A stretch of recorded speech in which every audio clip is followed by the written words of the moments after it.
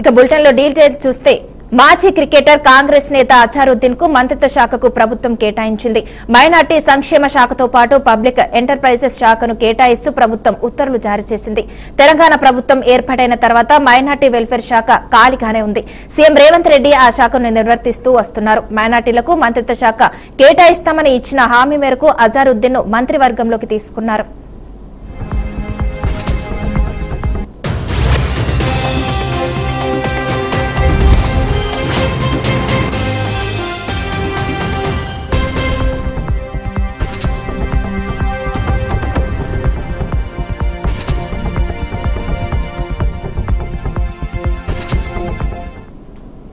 మాజీ క్రికెటర్ కాంగ్రెస్ నేత అజారుద్దీన్ కు మంత్రిత్వ శాఖను ప్రభుత్వం కేటాయించింది. మైనార్టీ సంక్షేమ శాఖతో పాటు పబ్లిక్ ఎంటర్ప్రైజెస్ శాఖను కేటాయిస్తూ ప్రభుత్వం ఉత్తర్వులు జారీ చేసింది. ఇక ఇదే అంశానికి సంబంధించి మా క్రైమ్ బ్యూరో చీఫ్ ఇన్నారెడ్డి అందిస్తారు. ఇన్నారెడ్డి చెప్పండి.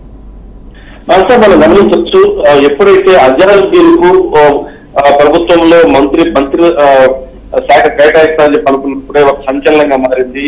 చాలా మంది ఆశావాదులు కూడా ఈ కేటాయింపుల్లో తమని కాదని అజారుద్దీన్కి ఇవ్వడం పట్ల కాస్త ఇబ్బంది పడ్డ మాట కూడా వాస్తవమే. డైరెక్ట్ గా దీనికి సంబంధించి హోంశాఖ ఇస్తారని చెప్పేసి కూడా చాలా మంది భావించారు. దీని మీద అజారుద్దీన్ కూడా కాస్త గట్టిగానే ఫైట్ చేసి తెలుస్తా ఉంది. హోంశాఖని కావాల్సిన పట్టుబట్టని తెలుస్తా ఉంది. దీని మీద ఇప్పటికీ అంటే ఇప్పుడు ఏమైతే ఒక ప్రకటన వెలువడింది ప్రభుత్వం దగ్గర నుంచి, దీంట్లో మైనారిటీ వెల్ఫేర్ శాఖ సంబంధించి ఆ తర్వాత అట్లూరి దగ్గర ఉన్న సంక్షేమ శాఖను కూడా వీళ్ళకు కేటాయించి తెలుస్తా ఉంది. ఏదైనప్పుడు కూడా ప్రస్తుతానికి మాత్రం అజారుద్దీన్ హోంశాఖ ఇస్తారు, హోంశాఖ మీద చాలా గట్టిగా ఆయన ప్రయత్నం చేశాడు అని చెప్పి చాలా కలగా పుకార్లు వచ్చింది. దీని మీద కొంత ఇంటర్వ్యూస్ గా మనకు కూడా మన సమాచారం వచ్చింది. ఫస్ట్ వన్ చేయడం జరిగింది.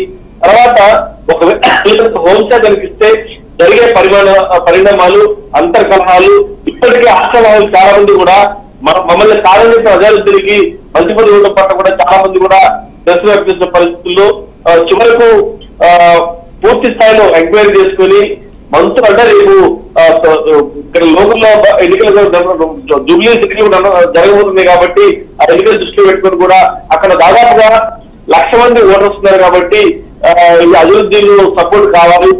మైనార్టీలకు ఎలాంటి మంత్రి పదవి లేదు కాబట్టి మైనార్టీలో కేటాయించి చెప్తున్న నేపథ్యంలో కూడా మొత్తం మీద ఈ శాఖ కేటాయించి చేస్తారు. దీనికి సంబంధించి సీఎం దగ్గర ఉన్న ప్రభుత్వానికి సంబంధించి మైనార్టీ వెల్ఫేర్ తర్వాత మైనార్టీ సంక్షేమ శాఖ సంబంధించి కూడా 2 శాఖలు డిస్కస్ చేస్తుంది.